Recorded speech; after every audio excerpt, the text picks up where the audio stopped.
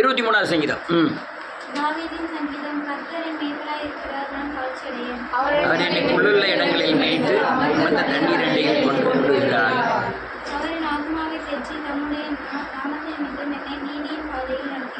நான் மரண இருமலின் பள்ளத்தாக்கில் நடந்தாலும் பொல்லாப்புக்கு பயப்படேன். என்னோடு கூட இருக்கிறேன்.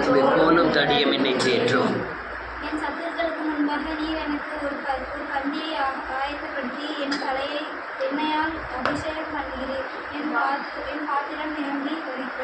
என் ஜீவனுள்ள நாளெல்லாம் நன்மையும் கிருபையும் என்னை தொடரும். நான் வீட்டில் இருப்பேன். அல்லேலூயா. எல்லாரும் உட்காரலாம்.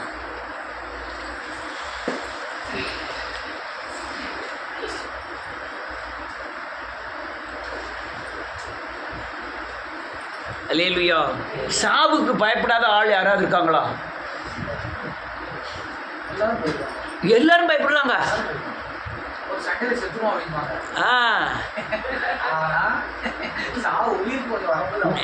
இந்த குறைஞ்ச வயசு மட்டும் இல்லை, 99 வயசு ஆன கிழவியும் கூட சாவுக்கு பயப்படுதாங்க. ஆனால் உலகத்தில் வாழ்கிறதுக்கும் கஷ்டமாக தான் இருக்குது. ஆனால் சாவுன்னு வந்துட்டுனா போதும் ரொம்ப பயம். 2 விதமான சாவு இருக்குது, மரணம் இருக்குது. ஒன்று சரீர மரணம், இன்னொன்று ஆவிக்குரிய மரணம். நம்ம அநேகர் என்ன நினைக்கிறோம், ஆவிக்குரிய மரணம் நடந்தால் பரவாயில்ல, பிரச்சனை இல்லை. ஆனால் சரீர மரணம் மட்டும் நமக்கு நடந்துடக்கூடாது. நம்ம ஆவிக்குரிய மரணம் நடக்கிறதுக்கு உண்டான எல்லா கிரியைகளும் செய்வோம். பொய் சொல்கிறதோ, ஏமாத்துறதோ, வசனத்துக்கு மீறி நடக்கிறதோ எல்லாம் ஆவிக்குரிய மரணத்தை கொண்டு வரக்கூடியது. அதுக்கு பயப்பட மாட்டோம். ஆனால் சரீர மரணத்துக்கு பயப்படுவோம். ஏன்னா ஆவிக்குரிய மரணத்திற்குண்டான ஜீவனுக்குண்டான மேன்மை தெரியாதனால நம்ம மரிச்சு போகக்கூடாதுங்கிறத, ஆத்மா மரிச்சு போகக்கூடாதுங்கிறத எண்ணம் அநேகருக்கு இல்லை. சரீர மரணத்திலே அநேகர் என்ன நினைக்காங்க, நம்மளுக்கு இனியா காப்பாற்றுவா, இனியா தானே, நம்ம தாத்தா காப்பாற்றுவார், இல்லைன்னா நம்ம பணம் காப்பாற்றோம், இல்லை நம்ம படிப்பு காப்பாற்றோம்னு நினைக்கிறோம். சரீர மரணத்தை தேவன் அனுமதிச்சா அங்கே எதுவுமே காப்பாற்றுது. அல்லேலூயா. நான் 2 நாள் தள்ளி போட்டுட்டேன்பாங்க. அவர் அங்கே அனுமதிச்சிருக்கிறார் தள்ளி போடுறதுக்கு. நான் இந்த டாக்டரை பார்த்தேன், இந்த டாக்டரை பார்த்தோம்னா நான் கூட 2 நாள் இல்லை. அவர் திறந்த அடைக்க முடியாது, அவர் அடைச்சா திறக்க முடியாது. உடனே கேளுங்க, நன்றியோடு கூட துதிக்கிறேன். நீங்கள் உலகத்தில் அநேகர் நம்புகிறோம். ஒரு கரடி குரங்கு, பன்றி, கழுதை இதெல்லாம் ஃப்ரெண்டாக இருந்து காட்டுக்குள்ளே வாழ்கிறாங்க. திடீர்னு ஓனாய் பூரா சூழ்ந்துட்டு டபக்குன்னு குரங்கு என்ன செஞ்சுட்டு மேலே போயிட்டு மரத்து மேலே ஏறி உட்காந்துட்டு மேலே இருந்து பார்க்கு. பன்னி என்ன செய்து குழியை தோண்டி உள்ளோடி பொந்துக்குள்ளே போய் இருந்துக்கிட்டு. மான் என்ன செஞ்சுட்டு ஓடி போய் குளத்தில் போய் தண்ணி குடிக்க போயிட்டு. இந்த கரடியை இந்த ஓனாய் பூரா சுற்றிட்டு திடீர்னு அங்கே படுத்திருந்த ஒரு நாய் அந்த கரடி கூட சண்டை போட்டு, அந்த கரடிக்கிட்டே அந்த ஓனாய் கூட சண்டை போட்டு ஓனாயை பூரா விரட்டிட்டு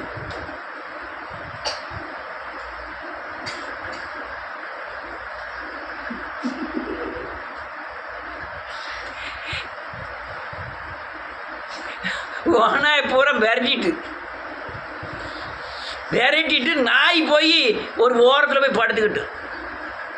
எல்லாம் ஓனாயும் போன பிறகு குரங்கு மேலேருந்து குதிச்சு வந்தது. நான் சண்டை போடும்போதெல்லாம் பார்த்தேன். நானும் 2 ஓனாய் மேலே பாஞ்சி கொண்டுடலாம்னா நான் என்ன செஞ்சிட்டேன், மரத்து மேலே ஏறிட்டேன். அதுக்குள்ளே நாய் வந்துட்டு. பன்னி என்ன செய்து, நாம் அந்த குகைக்குள்ளே அந்த கூண்டுக்குள்ளே ஒரு பெரிய கல் வச்சுருந்தா கொண்டு போடலான்ட்டு கூண்டுக்குள்ளே ஓடினேன்னா ஓடிட்டு என்னால் திரும்பவே முடியல. அதனால் நான் அங்கே மாட்டிக்கிட்டேன். இது மான் என்ன சொல்லுது, எனக்கு அப்போ பார்த்து திடீர்னு தண்ணி தவிச்சிட்டு குளத்தில் போய் ஓடி போய் குடிக்க போனேன். வந்து பார்க்கக்குள்ளே ஓனாயெல்லாம் ஓடி போயிட்டு அப்படின்னா. இதுதான் உங்கள் மரணம் வரும்போது மக்கள் கொடுக்குற ரியாக்ஷன்கள். எவனும் உதவ மாட்டான், யாருமே நிற்க மாட்டாங்க. ஆவியானவர் ஒரு ஆள் தான் அவங்க கூட இருப்பார். அல்லேலூயா. இந்த மரணம் ரொம்ப கொடுமையானது. இந்த நாய் என்ன செஞ்சுட்டு ஓடி போய் ஒரு தனியாக போய் படுத்துக்கிட்டு, அப்போ தான் கரடி நினைக்கி நம்ம பழகணும் பூரா போயிட்டான், இந்த நாய் யாருன்னே தெரியாது, அது ஓடியாந்து நம்ம உயிரை காப்பாற்றிட்டேன்னு போய் கேட்க போகுது. அது ஒன்றுமே சொல்லாமல் போய் படுத்துருக்கு, மேலெல்லாம் கடி வாங்கிருக்கு. அந்த நாய் சொல்லுது, நீ இல்லை, யார் வந்தாலும் நான் இப்படி தான் காப்பாற்ற போகிறேன் அப்படின்னு ஆவியானவர் சொல்கிறார். அல்லேலூயா. நம்ம அந்த நாயை கவனிக்கிற ஆவியானவர் என்ன செய்கிறது இல்லை, கேர் பண்ணுறதே இல்லை. இந்த விடிய காலம் அந்த சர்ச்சில் ஜெபம் பண்ண வருவோம் 5 மணிக்கு. 5 மணிக்கு வரவும் இந்த அவர் பெரிய ஆஃபீஸில் வேலை பார்க்கார் போல் இருக்கு. நம்ம இருக்கிற வீட்டில் பின்னால் உள்ள பலசரடைக்கு எதிர்த்தால உள்ள ஆள். விடிய காலம் வரவும் அவர் வாசலில் நின்று நடக்கிறதுக்கு புறப்படுவார். அந்த டயத்துக்கு புறப்படுவார், நானும் அந்த டயத்துக்கு வருவேன். நான் கிட்ட போய் பைக்கில் போய் நிற்பேன், அவர் ஏறிக்கிடுவார். பஸ் ஸ்டாண்டில் கொண்டு போய் விட்டுட்டு நேராக அங்கே சர்ச்சுக்கு ஜெபம் பண்ண வந்துடுவோம் 5 மணிக்கு. அப்போ 5 மணி ஜெபம் சர்ச்சில் நடந்தது. இது ஒரு நாள் இல்லை, 2 நாள் இல்லை, ஏகப்பட்ட நாள் அப்படி செஞ்சுருக்கேன்.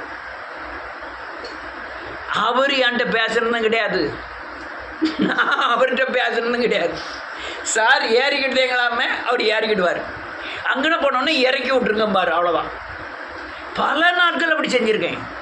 இப்போ அப்படி தான் போகிறாரு வராரு, இப்படிங்கவோ ஒன்றுமே செய்ய மாட்டார்.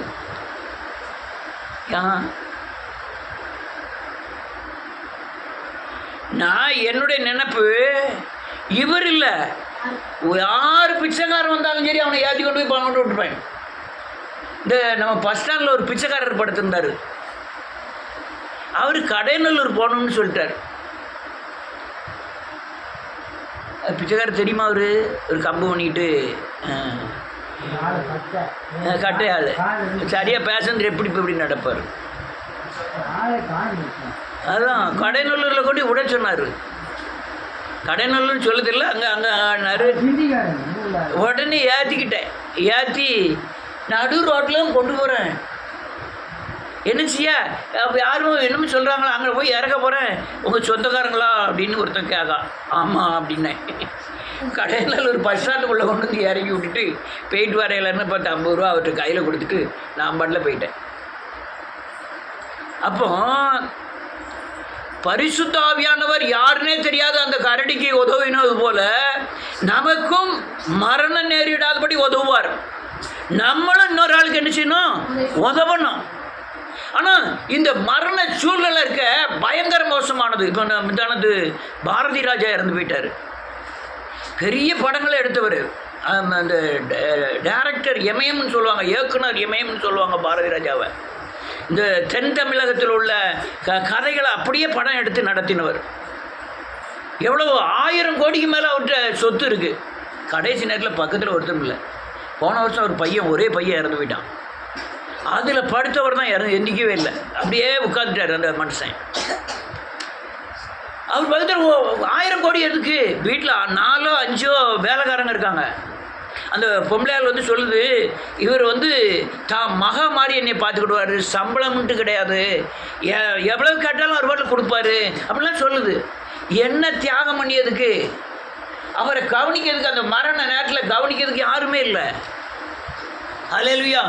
ஒரு மனுஷனுடைய முடிவு அவன் மரண நேரத்தில் தெரியும். நல்லவனுக்கு எங்கள் ஊரில் ஒருத்தர் தான் பயங்கர ரவுடி. கடைசியில் அந்த ரவுடித்தனத்துக்கு பூரா உன்ன கணக்கு பூராமே கடைசி 1 வருஷத்தில் கேட்கப்பட்டது. ஒருத்தர் காலை எடுத்து நீரிழிவு நோய் பக்கத்தில் ஒருத்தருமே இல்லாமல் செத்துட்டான் ஆள். பெரிய ரவுடின்னா பெரிய ரவுடி. பஸ்ஸு, ப்ரைவேட் பஸ்ஸு அவன் வீட்டு வாசலில் நிற்க சொல்லிட்டு, நீ போய் நான் போய் வீட்டுக்கு போயிட்டு வரேன்னு சொல்லிட்டு போகிறோமே, அங்கே போய் குளித்து சாப்பிட்டு வருந்தனே பஸ்ஸு நிற்கும். எந்த பஸ்ஸு, இப்போ கவர்மெண்ட் பஸ் இல்லை, தனியார் பஸ்ஸு. கொஞ்ச நேரம் நில்லு அப்படின்னு போகிறவன் அடுத்து அவங்க உள்ளே போய் குளிச்சுட்டு சாப்பிட்டுட்டு வரந்தனியும் ஆள், அந்த பஸ்ஸில் உள்ள ஆள் உட்காந்துருக்கும். அவனும் வந்த பிறகு தான் பஸ்ஸே எடுப்பான். கடைசி நேரத்தில் எவ்வளவு தூரம் உலகத்தில் பாடுகளை படுத்தினாலும் அதை பூரா அந்த 1 வருஷத்தில் கணக்கு வாங்கப்பட்டது. அல்லேலூயா. மரணம் ரொம்ப மோசமானது. ஆனால் உன் முடிவு எப்படி இருக்கும் அதுதான் முக்கியம். நீ செய்கிற காரியத்தின் பிரதிபலிப்பும் மரணத்தில் வழங்கும். காக்கா கழுகு இதெல்லாம் பிச்சு திங்கிறதெல்லாம் சாபத்தின் தன்மை.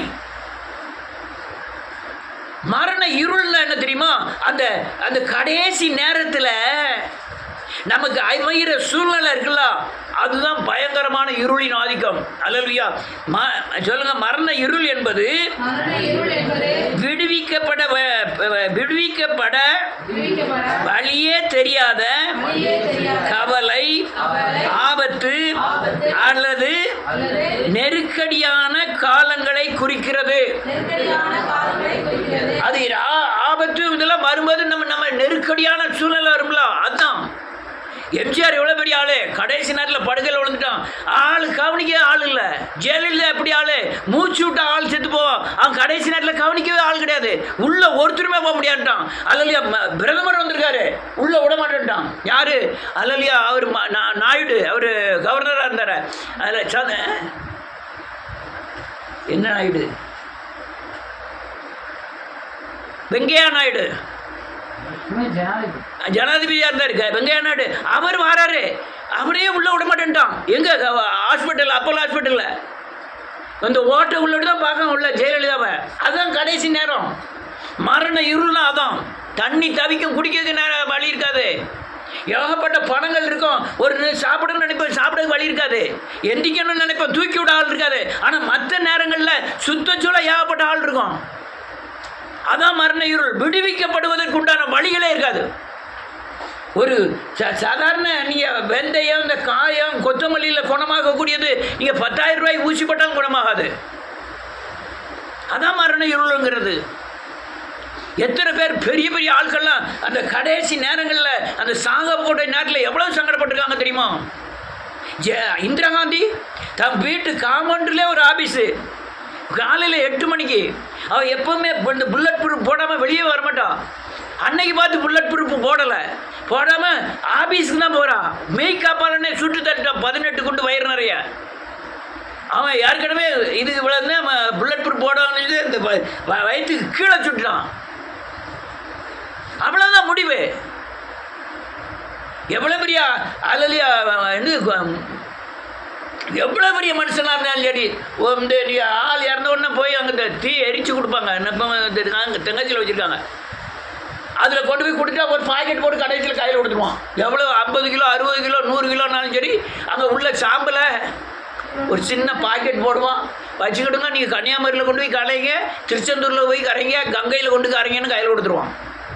அவ்வளவுதான் முடிவு. இந்த மரண இருள் ரொம்ப மோசமானது. நான் அநேகருடைய ஆட்டங்களுடைய ஆட்களை நிறைய பேர் பார்த்துருக்கேன். அவன் சாகும்போது படுத பாடு இருக்க பயங்கர கொடுமையானது, பயங்கர கொடுமையாக இருக்கும். அல்லேலூயா. பயங்கர கொடுமையாக இருக்கும். நான் எத்தனை பேரை பார்த்துருக்கேன், ரொம்ப பேரை பார்த்துருக்கேன். இதெல்லாம் ஒரு மனுஷன் பயங்கர ரவுடி. கடையில் போய் ஒரு சிகரெட்டு கேட்பான், கொடுக்கலன்னா கத்தி எடுத்து குத்திடுவான். போலீஸில் பிடிச்சிட்டு போயிடுவாங்க. அடுத்த சாயங்காலம் மட்டும் வீட்டில் வந்து இருப்பான். பணத்தை கொடுத்து உடனே கூப்பிட்டு வந்துடுவாங்க. அவங்க நல்ல கோடீஸ்வரங்க. ஆனால் ரோட்டில் தான் கஞ்சாவை குடிச்சிட்டு கஞ்சாவை திம்பான். அவன் பாட்டில் கடைசியில் பைத்தியம் மாதிரி ஆகிட்டு கஞ்சாவை குடிச்சு பார்ப்பான். குடிச்சு அவனுக்கு போதை ஏறலைன்னா கஞ்சாவை வாய்த்து சவைச்சு முழுங்கிடுவான். கடைசியில் பார்த்து ரோட்டில் போகிற ஆளுவெல்லாம் அடிக்க ஆரம்பிச்சிட்டான். ஆமாம், உடனே டக்குன்னு நினச்சினா இப்போ அடிக்காமனு எல்லோரும் கம்ப்ளைண்ட் பண்ணோன்னா இவ்வளோ பெரிய ரூம்பு தான். இந்த ரூமுக்குள்ளே கொண்டு போய் அடைச்சி போட்டாங்க.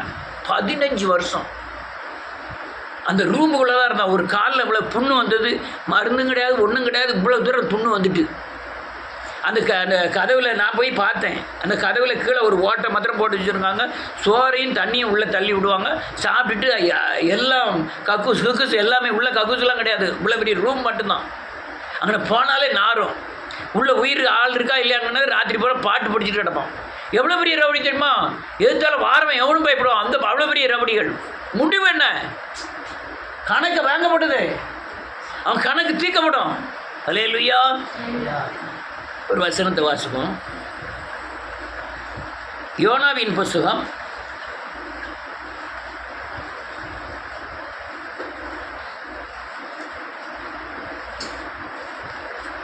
2வது அதிகாரம்.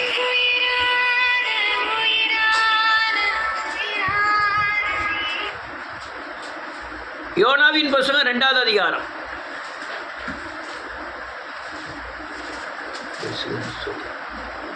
வாசிக்கலாம்.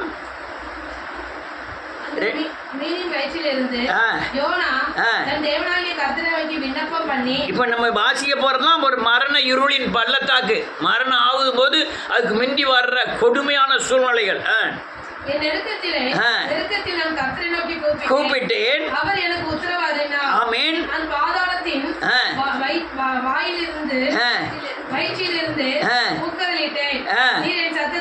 என்ன எழுதிருக்கான் பாருங்க. பாதாளத்துல வயிற்றுக்குள்ள நான் இருக்கேன், பாதாளத்துக்குள்ள போயிட்டேன், அங்கிருந்து கூக்குரல் இடுகிற நீர் என் சத்தத்தை என் சீரு கேட்டீர். அடுத்தல சமுத்திரத்தின் நடுமையமாகிய ஆமென் ஆழத்திலே நீர் தள்ளிவிட்டீர். சமுத்திரத்தின் ஆழத்துல நிசியாவை தள்ளி விட்டுட்டா என்ன ஆகும்? ஏன்னா பக்கத்துல எங்கனே வீடு கிட்டலாம் கிடையாது, கப்பல் கப்பல்லாம் ஒன்றும் கிடையாது. நடு சமுதிரத்தில் தள்ளப்பட்டனா கிடக்கும். யாரு? யோனா. இதான் என் மறு. நீங்கள் சுற்றி பார்த்தா ஒருத்தருமே இருக்க மாட்டாங்க. சுற்றி பார்த்தா ஸ்ரீமன் கீபன்லாம் மகிமா விட்டுட்டு ஓடிடுவோம். அங்கே அம்மா அம்மாலாம் ஒருத்தர் இருக்க மாட்டாங்க. என்ன செய்வேன்? ஆட்சி விட்டு ஓடி போயிடுவேன்.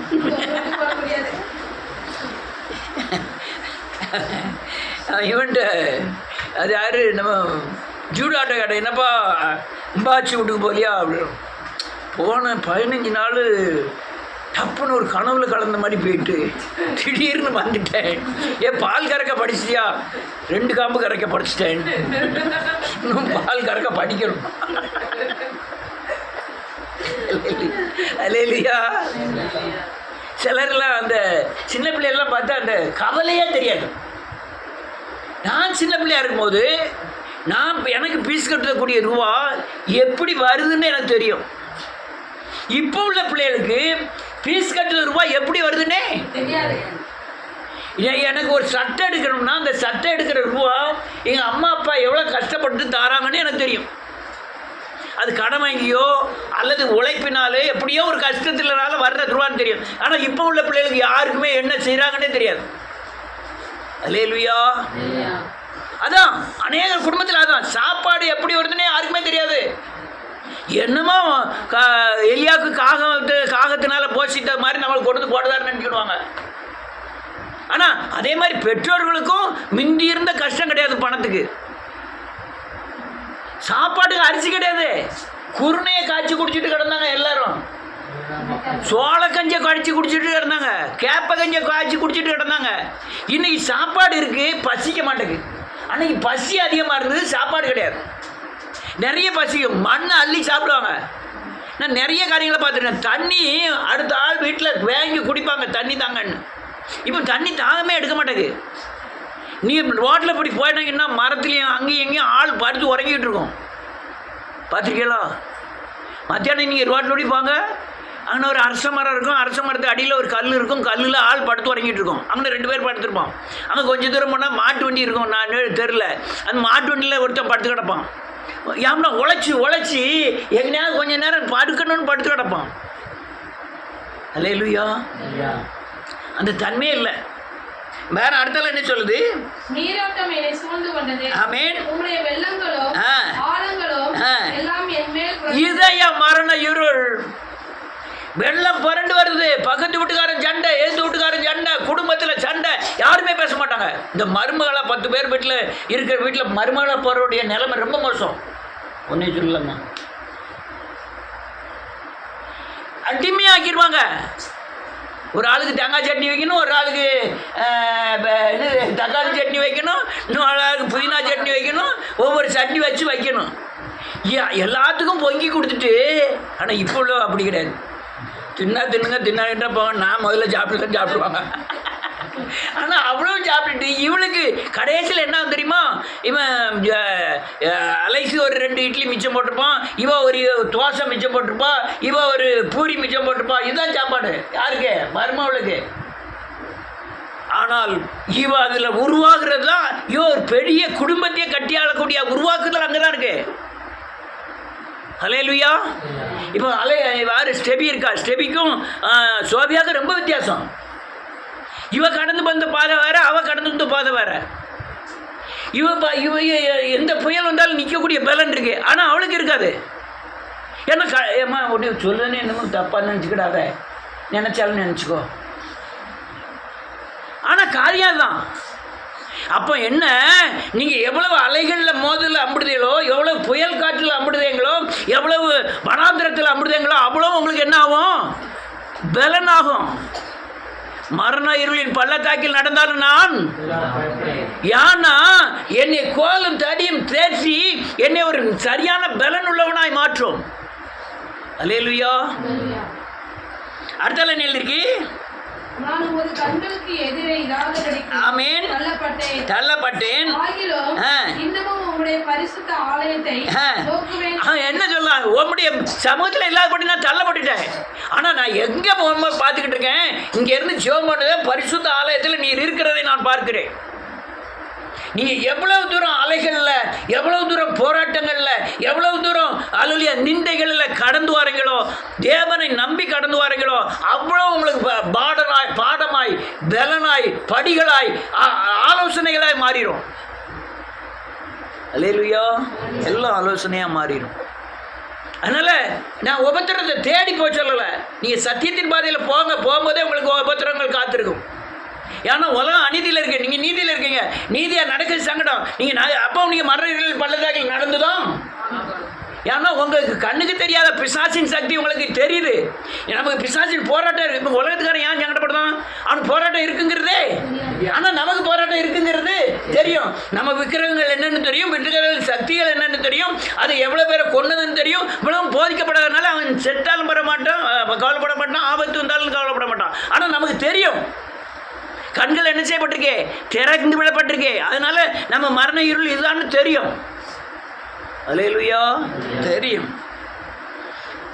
அது சொல்லலாம், இப்போ மரண இருளில் உடைய ஆலயத்தை நோக்கி என்ன செய்கிறேன், கூப்பிடுகிறேன். அடுத்தல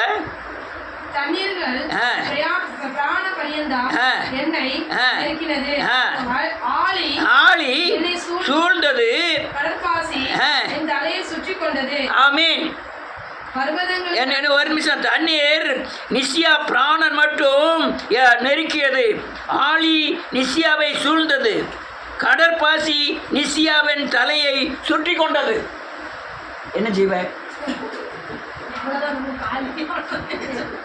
என்ன செய்வேன், அப்படியே உதறி அப்படியே நீச்சல் அடித்து வெளியே வந்துடணுங்களா? யாரை நோக்கி பார்க்கணும், ஆலயத்தில் தேவனை நோக்கி பார்க்கணும். மரண இருள் எல்லாத்துக்கும் உண்டு, எல்லாத்துக்கும் நியமிக்கப்பட்டிருக்கு. சங்கடப்படாத யாராவது ஒரு ஆள் கொட்டாய் விடாமல் சொல்லுங்க பார்ப்போம். யாராவது சங்கடப்படாத ஆள் சொல்லுங்க. அலைஸுக்கு தான் கவலையே இல்லை. அல்லேலூயா. ஆனால் நீங்கள் கடந்து வந்த பாதையில் உள்ள சங்கடங்கள் உங்களுக்கு படியாக மாறும்.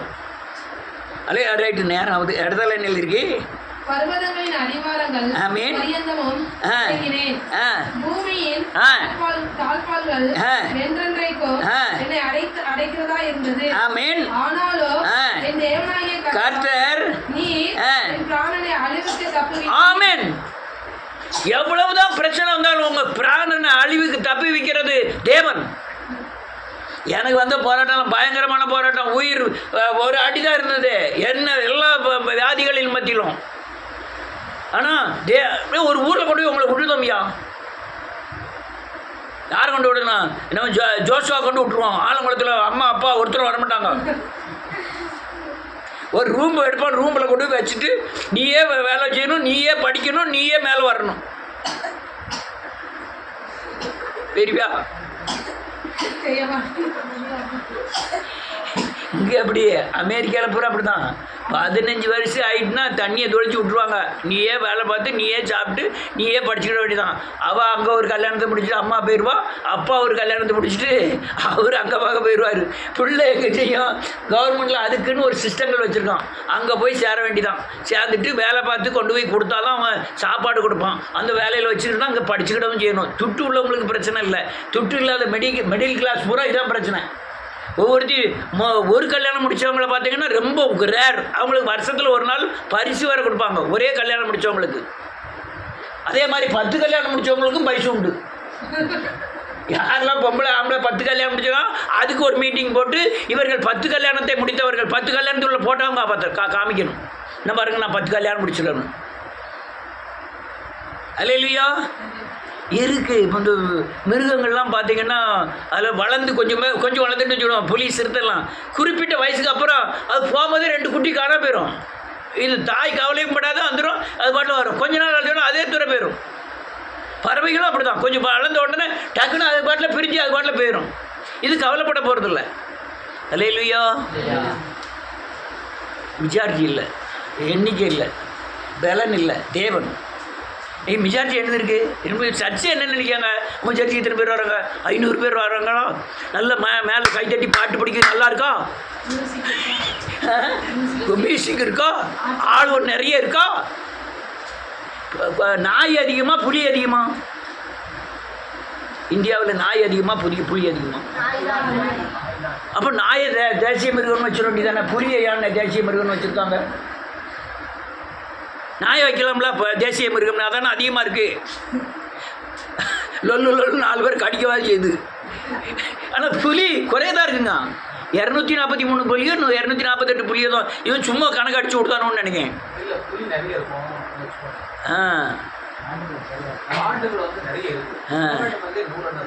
சிலுத்தை எத்தனை இருக்கும்?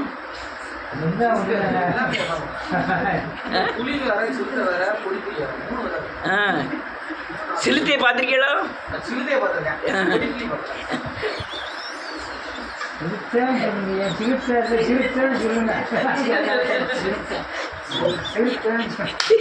ரைட்டு, சிலுத்தை ரைட்டு. மரண இருள், இதெல்லாம் மரண இருள். யோனார் கடந்து வந்த இன்னொரு ஆண்டவர் கடந்து வந்த இருளை பார்ப்போம். 22வது அதிகாரம் சங்கீதம்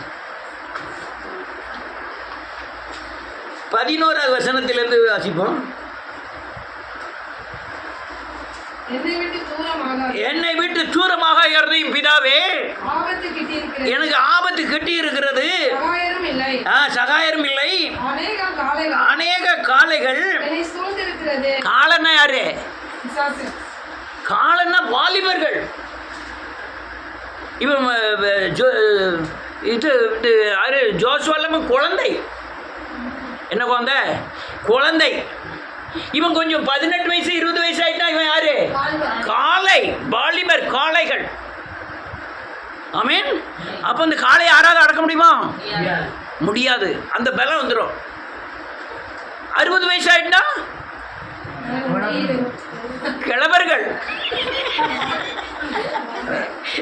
அந்த காளைகள் என்னை சூழ்ந்திருக்கிறது. ஏசுநாதரை காளைகள் சூழ்ந்திருக்கிறது. பாசான்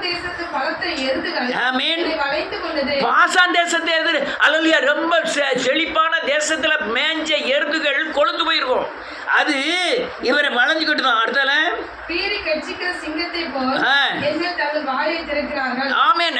இவங்க எல்லாருமே ஒரு சிங்கம் அல்லது ஒரு மனுஷனை பிச்சு பிடுங்கிறதுக்கு அல்லது சீர்கிறது போல சீறி நிற்கிறார்கள். யாரு? வாலிபர்கள் எல்லாம். இவர் எங்க இருக்காரு? சிலுவையில் இருக்காரு. எங்க இருக்காரு? சிலுவையில் இருக்காரு. இது காளைகள்லாம் கீழே சுற்றி வருது.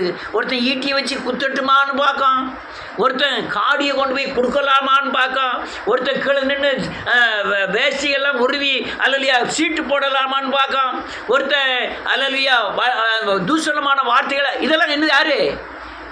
காளைகள். சிங்கம் போல கரிசிக்கிற சிங்கங்கள். அடுத்தால ஊற்றுண்டேன், கட்டுவிட்டது, மெழுகுவால் உருகிற்று. ஆமென். என் குடலில் நழுவே எலும்புகள் எல்லாம் உருகிற்று. அப்படியே நொந்துட்டார் ஆண்டவர். அதுக்கு பேர் தான் என்னது? மரண இருள். உயிரும் போக மாட்டேக்கு, உயிர் இருக்கவும் மாட்டேக்கு. அது இன்னும் மருது காலங்கள். அந்த காலங்களில் நீங்கள் சாபை தேடி சாவு வராதான். மருந்து குடிச்சாலும் ஆள்கள் நினைக்க மாட்டாங்க, சாக மாட்டாங்க. தூக்கு போட்டாலும் ஆள் சாவாது. அடுத்தால என்ன இருக்கு? ஓட்டை போல் காய்ந்தது, மேல் வாயோட ஒட்டி கொண்டது, என்னை மரண தூளில் ஆண்டவர் சொல்ல, ஆண்டவரே என்னை அந்த மரண உபாதியில வாதிக்கிறீர், மரண தூளிலே போடுகிறீர். அல்லேலூயா. மரண இருள் பயங்கர கொடுமையானது. இன்னைக்கு அலட்சியா பேசுறவங்க கூட பயங்கரமான சங்கட நேரத்தில் எல்லாருமே நம்ம விட்டுட்டு போயிடுவாங்க. தாய், தகப்பன், பொண்டாட்டி, புருஷன் யாரானாலும் சரி, அந்த குறிப்பிட்ட நெருக்கங்கள் வரும்போது அப்படியே விட்டுட்டு போயிடுவாங்க. அதான் அவன் அது யாரு, நம்ம அல்லேலூயா நன்றியோடு கூட துதிக்கிறேன். ஹிட்லர் 60 லட்சம் பேர் கொண்டுட்டான். கொண்டுட்டு வந்த பிறகு பார்க்க இந்த கூனாக இருக்கிறவன், லேசாக கண்ணு தெரியாதவன், 60 வயசுக்கு மேலே தலை நரைச்சவங்க, நடக்க முடியாது, இவங்க கொண்டுட்டான். அவ்வளோ பேர் க்ளோஸ் பண்ணிடுற 60 லட்சம் பேர் அங்கே செத்து போயிட்டான். இங்கே ஊருக்குள்ளே வந்து அவ்வளோ பேரையும் கொண்டுட்டான். அவங்கள எமன் கட்டி காப்பான்னு நினைக்கான். வேஸ்டாக ஏன் வச்சுக்கிட்டு இருப்பானேன்னு அவ்வளோ பேரையும் க்ளோஸ் பண்ணிட்டான். அவன் போட்ட ரோடு இன்னும் இருக்குன்னாரு. அன்றைக்கி இந்த ஜெர்மனியில் இருக்கவங்களுக்கு, ஜெர்மனிலே அங்கே தான் சொன்னாங்க, அவர் போட்ட ரோடு இன்னும் இருக்கும். இந்த ரோட்டில் இங்கே நம்ம ரோட்டில் 1 மணி நேரத்தில் திருநெல்வேலி போகிறோம்ல, அந்த ரோட்டில் 1/2 மணி நேரத்தில் போயிடலாமா. அந்த அப்படி ரோடு இன்னும் இருக்கும். ஹிட்லர் போட்ட ரோடு. அடுத்தால என்ன எழுதிருக்கு? சூழ்ந்திருக்கிறது கூட்டம் வளைந்து கொண்டது,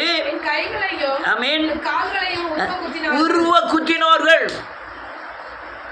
வேதம் சொல்லுது, என்னை நாய்கள் என்னை சூழ்ந்திருக்கிறது, பொல்லாதவர்களின் கூட்டம் என்னை வளைந்து கொண்டது, என் கைகளையும் என் கால்களையும் உருவ குத்தினார்கள். இதெல்லாம் மரண இருள். யாருமே காப்பாற்ற மாட்டாங்க. அது ரொம்ப கொடுமையானது. உன்ட்டு பணம் இருந்ததுன்னா உலகத்தில் மதிப்பாங்க. பணத்தை கூட ஆண்டவர் சில நேரத்துக்கு உன் பணம் இருந்தாலும் உனக்கு பணம் உதவாதபடி செஞ்சிருவார். அந்த பணத்தை வச்சு ஒன்றுமே செய்ய முடியாத அளவுக்கு ஆயிரும். அல்லேலூயா. அடுத்தால என்னலாம் நோக்கி பார்த்து கொண்டிருக்கிறார்கள்.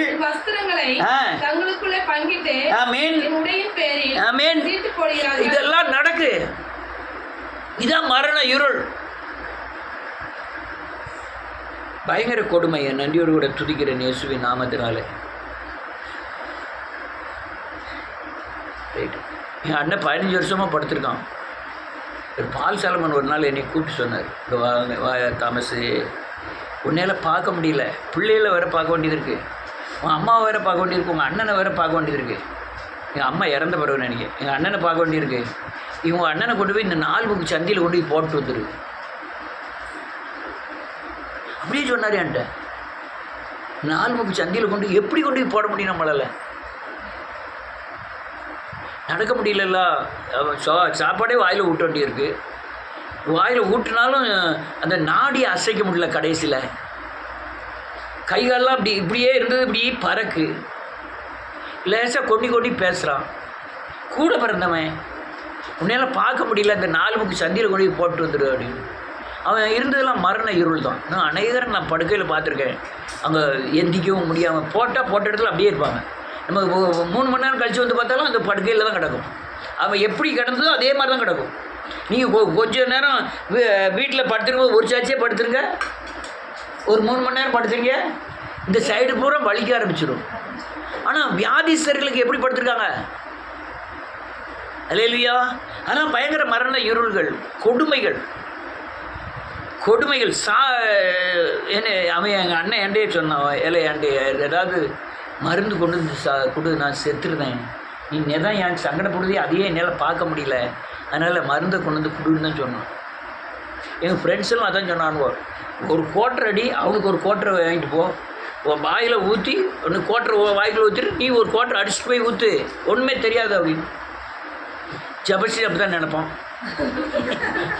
அப்போ லேசாக படுத்தோடனே நம்ம அப்பா பெரியப்பாக்க என்ன செஞ்சது அப்படி தான் செஞ்சது, நம்மளும் ஒரு கோட்டரை வாங்கிட்டு வந்து வாயில் ஊற்றிடுவோம்னு நினைப்பான்.